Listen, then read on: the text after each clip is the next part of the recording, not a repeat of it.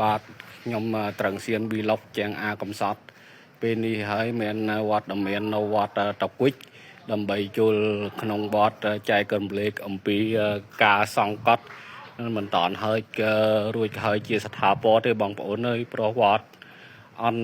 ក្រនៅខ្វះថាវិការយ៉ាងច្រើនគឺថានៅទីនេះគឺវត្តតពុជទីតាំងនៅស្រុកchâuឋានចាស់ឥឡូវជា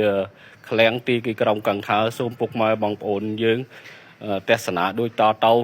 សៀននឹងចូលក្នុងដើម្បីចែករំលែករូបភាពបងជាងកំពុងតែសងសាំងនៅសាលាតែឮថានៅខ្វះថាវិការច្រើនណាស់ដូច្នេះហើយសូមអញ្ជើញពុកម៉ែយើងសៀននឹងសម្ភាសខ្លីលោក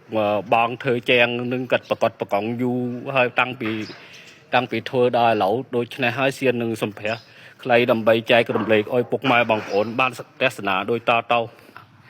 នេះឥឡូវនឹងជាបឋមអើយបងសូមនិយាយរេរាបខ្លះពីទស្សនវិជ្ជាការធ្វើនឹងក៏ខ្វះខាតអីកន្លែងណាបងអូខ្វះខាតច្រើនណាដូចវត្តរបស់យើងនឹងតាំងចាប់ដើមតាំងពីធ្វើរហូតគ្មានលុយគ្មានកាសទេចាំមែមាននិយាយតាហើយរដូវស្រូវហ្នឹងមករដូវហ្នឹងខុសទៀតហើយចាំមែមាននិយាយតាបងប្អូនចេញសសរបានខ្លះចេញបានរួចចេញបានស្វែហើយខ្លះបានសំងឲ្យហាវសបោអីចឹងណាហើយចាំដល់ពេញបោខែដាច់ថ្ងៃសិលហ្នឹងបានខ្លះមកជួយចែងអីចឹងជួយចែងធ្វើអីចឹង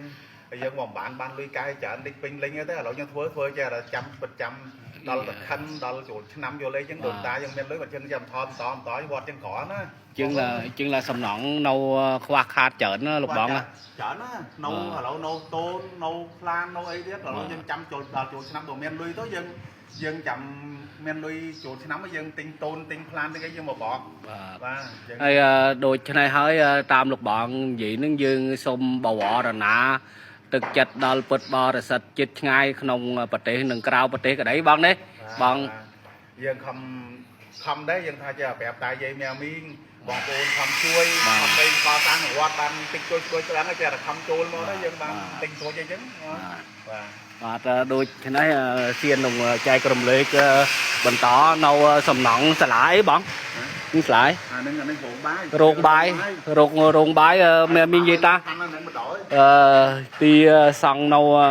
រោងបាយហើយរួចហើយក៏សម្រាប់ឲ្យលោកទទួលផតនៅទីនេះលួងដោយថាសៀនបាននិយាយថាវត្តតពុជជើងនៅទីតាំងកាមិនជាស្រុកchâuឋានចាស់លោកបងនេះ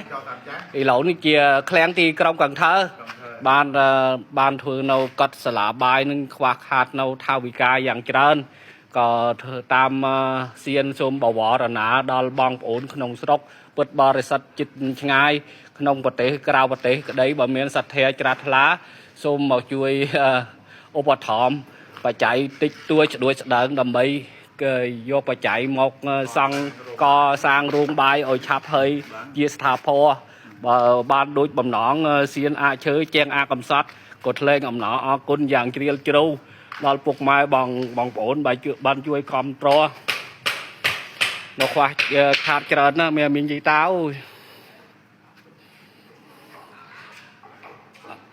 ក្នុងមួយថ្ងៃបានតែប្រហែលជាងធ្វើទេជាងហើយនំពុទ្ធសង្ឃជួយទីទួយគ្មានហ៊ានជួលកៅទេមាននិយាយតើនឹងពឹងញើតាខែដាច់ពេញបោអញ្ចឹងបងណាខែដាច់ពេញបោបានបច្ច័យមិនតិចបន្តួចមើលកែងទៅគ្រប់ការជាងណាបងនេះបាទបើសាលានឹងចង់ហើយបានបញ្ញត្តិគឺថាអាស្រ័យនៅទឹកចិត្តមាននិយាយតាពុទ្ធបរិស័ទចិត្តឆ្ងាយក្នុងនិងក្រៅប្រទេសជួយរួបរวมឧបត្ថម្ភបច្ច័យដើម្បីកសាងកត់សាលានឹងឲ្យហើយដូចបំណងបើដូចនេះហើយសៀនអាឈើជាងអាកំសត់ក៏សូមសង្ខេបវីឡុកត្រឹមនឹង